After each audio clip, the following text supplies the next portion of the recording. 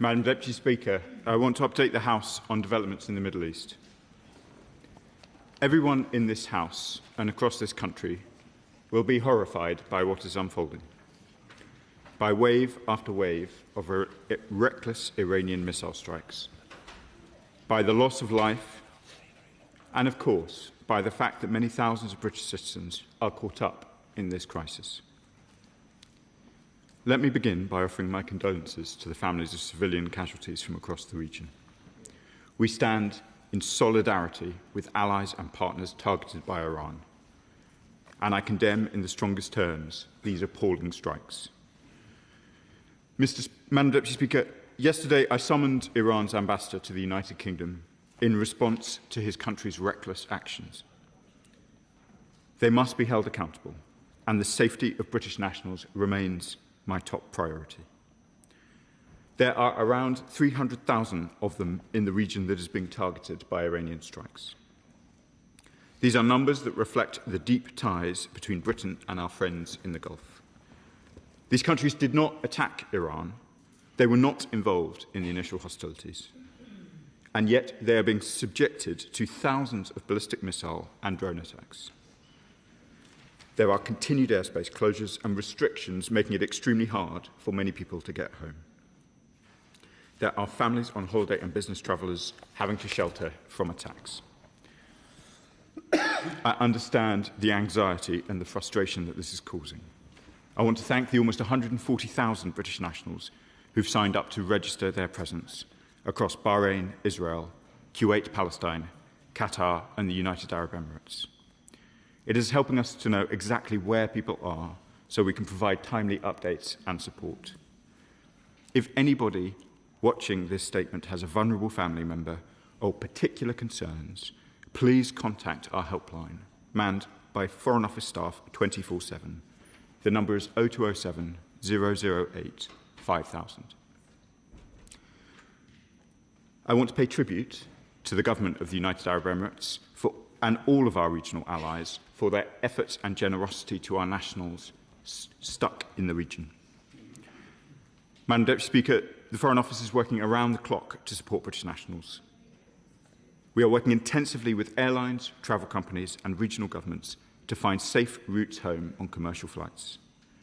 The Foreign Secretary had productive discussions yesterday with the Emirates President, Sir Tim Clark, on ways forward, and also with the British Airways CEO, Sean Doyle. From Abu Dhabi and Dubai, airlines have been able to reinstate some commercial flights and are working to support existing passengers. As the House will be aware, some flights are now operating out of the United Arab Emirates. Over 2,000 people have arrived in the UK on 8 flights from the UAE yesterday. That includes transit passengers and vulnerable people identified through our consular system. We are expecting a further 10 flights today.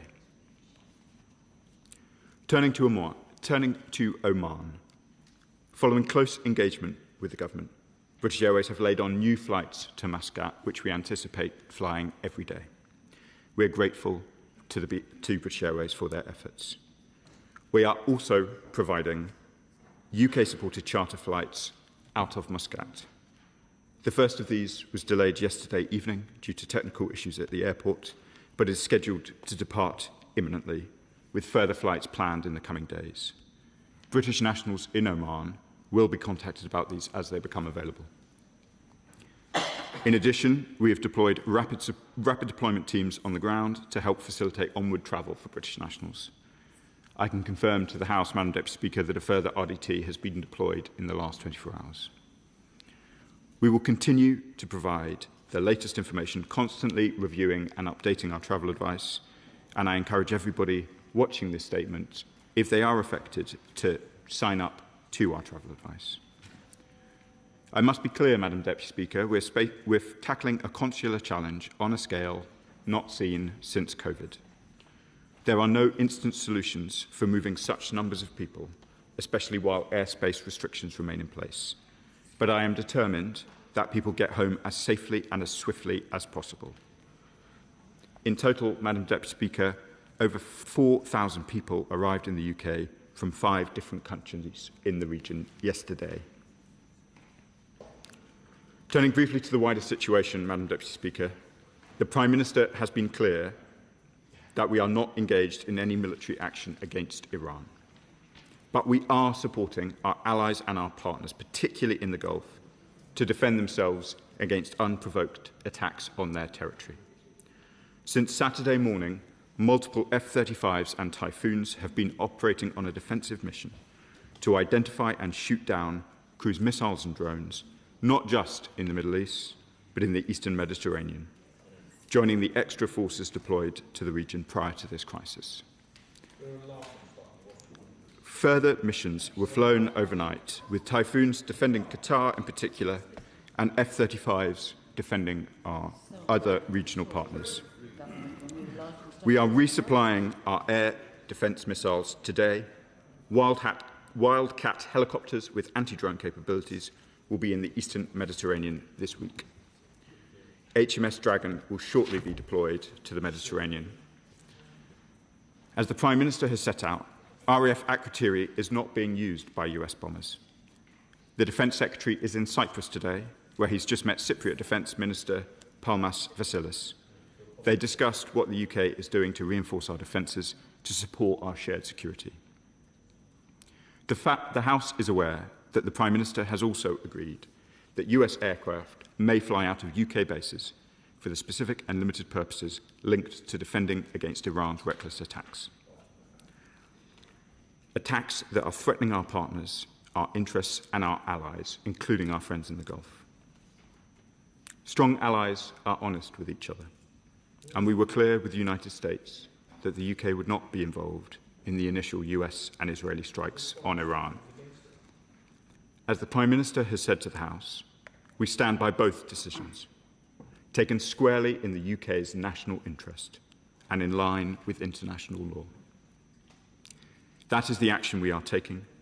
That is the agreement we have reached with the United States to protect our nationals and our allies. Madam Deputy Speaker, the situation is evolving, but there are indications that this is a crisis not of days, but of weeks and possibly months.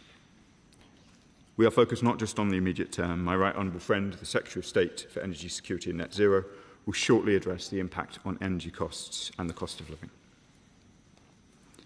We are under no illusion, Madam Deputy Speaker, about the nature of the Iranian regime.